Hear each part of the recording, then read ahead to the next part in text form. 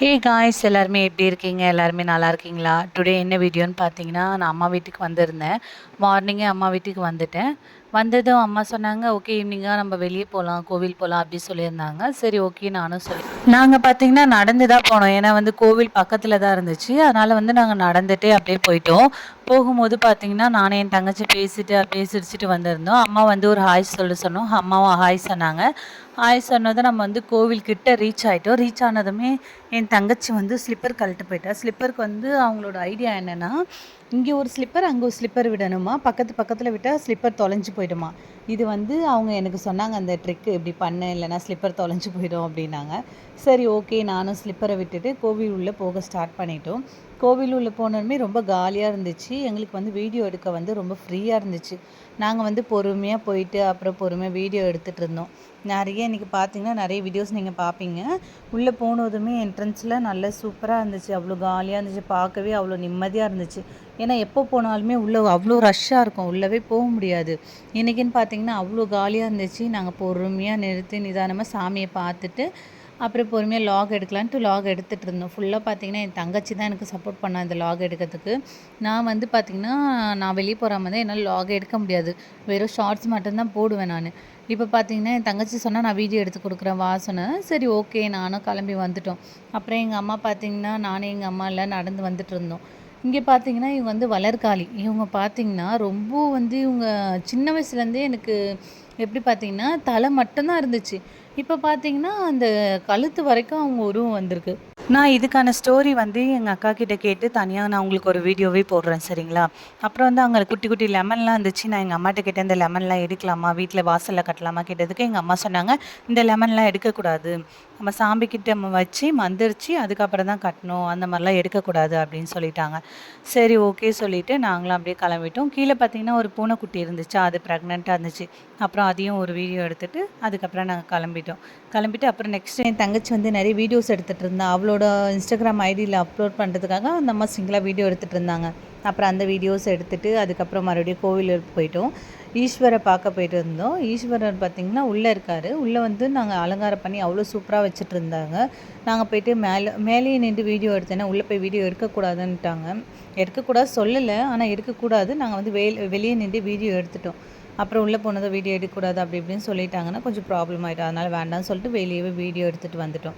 Video எடுத்துகிட்டு அப்புறம் மறுபடியும் சாமி பார்த்துட்டு சுற்றிட்டு வந்துட்டு பாப்பா என்ன பண்ணாங்கன்னா கீழே ஒரு கோழி இருந்துச்சு. அந்த கோழி கூட விளையாடுறேன்னு சொல்லிட்டு அங்கேயே விளையாடிட்டு இருந்தா. கொஞ்சம் கூட வரல அவள். அப்படியே என் தங்கச்சி என்ன பண்ணான்னா கொஞ்சம் நேரம் கை பிடிச்சி நடக்க சொல்லி கொடுத்துட்டு இருந்தா. நடக்க சொல்லி கொடுத்துக்கணும். அம்மா நிற்க வச்சோன்னே அப்படியே ஸ்ட்ரெயிட்டாக நிற்கிறாங்க. அழகாக க்யூட்டாக நின்றுட்டு இருந்தா பாருங்கள். எல்லோரும் வந்து சிரிச்சிட்டு போகிறாங்க அந்த அம்மாவை பார்த்துட்டு. அவ்வளோ க்யூட்டாக நின்றுட்டு இருந்தாளா. அப்புறம் என் தங்கச்சி என்ன பண்ணால் கையை பிடிச்சி பொறுமையாக நடக்க வச்சுட்டு இருந்தா. அப்புறம் அம்மா பார்த்தீங்கன்னா ரொம்ப பயந்துட்டாங்க. கீழே விழுந்துட போகிறா, வேண்டாம் வேண்டாம்னு சொல்லி பயந்துட்டு இருந்தாங்க. அப்புறம் தங்கச்சி போய் மறுபடியும் கையை பிடிச்சி மறுபடியும் நடக்க வச்சுட்டு இருந்தா. அப்புறம் அம்மா வேண்டாம் அப்படின்னு சொல்லி தூக்கிட்டாங்க. அதுக்கப்புறம் பார்த்திங்கன்னா நாங்கள் மறுபடியும் கோவில் உள்ள வெளியே வந்துட்டு அதுக்கப்புறம் நாங்கள் சாமியை சுற்றி பார்த்துட்டு கொஞ்சம் நேரம் உக்காந்து பேசிகிட்டு இருந்தோம். பேசிகிட்டு இருக்கும்போது தான் எங்கள் அம்மா சொன்னாங்க இந்த மாதிரி சைல்டுஹுட்டு இந்த மாதிரி இங்கே தான் விளையாடிட்டுருப்பீங்க, இங்கே தான் இருப்பீங்க அப்படின்னு சொல்லிட்டு இருந்தாங்க. அதனால் கொஞ்சம் நேரம் அந்த ஸ்டோரியெல்லாம் கேட்டுட்டு இருந்தோம். இப்போ பார்த்தீங்கன்னா இந்த கோவிலோட ஸ்டோரி வந்து எங்கள் அக்காவுக்கு ஃபுல்லாகவே தெரியும். உங்களுக்கு இந்த கோவிலுக்கான ஸ்டோரி வேணும்னா கேளுங்க, கண்டிப்பாக நான் சொல்கிறேன் சரிங்களா. ஏன்னா இந்த கோவில் வந்து அவ்வளோ ஃபேமஸ். திருவெற்றியூர் வடுவுடையம்மன் கோவில்னாலே ரொம்ப ஃபேமஸ் இந்த கோவில். எங்கள் அக்கா பார்த்திங்கன்னா அவகிட்ட கேட்டாலே அவள் எப்படியோ ஒரு 4-5 ஹவர் பேசுவாள் இந்த கோவிலை பற்றி. ஏன்னா அவளுக்கு எல்லாமே தெரியும், அந்த கோவிலில் என்ன இருக்குது எது இருக்குது எல்லாமே டீட்டெயிலாக சொல்லுவாள். அவகிட்ட நான் கேட்டு ஒரு வீடியோஸ் போடுறேன். மறக்காமல் நீங்கள் வீடியோ பாருங்கள். உங்களுக்கு இந்த வீடியோ வேணும்னா கமெண்ட் பண்ணுங்கள். நான் வந்து கண்டிப்பாக எங்கள் அக்கா கிட்ட சொல்லி நானும் எங்கள் அக்காவும் வீடியோ போடுறோம் சரிங்களா. அவளுக்கு பார்த்திங்கன்னா நார்மலாகவே இந்த சாமி இதெல்லாம் ரொம்ப நம்பிக்கை அதிகம். அது இல்லாமல் பார்த்திங்கன்னா ரொம்ப பூஜைலாம் பண்ணுவாள். அவளுக்கு வந்து இந்த சாமி பக்தி ரொம்ப அதிகம். நான் வந்து உங்களுக்கு வேணும்னா வீடியோஸ் வந்து டீட்டெயில்ஸாக நான் போடுறேன் சரிங்களா. நெக்ஸ்ட் வீடியோவில் கண்டிப்பாக இதுக்கான பார்ட் 2 வீடியோ வரும்.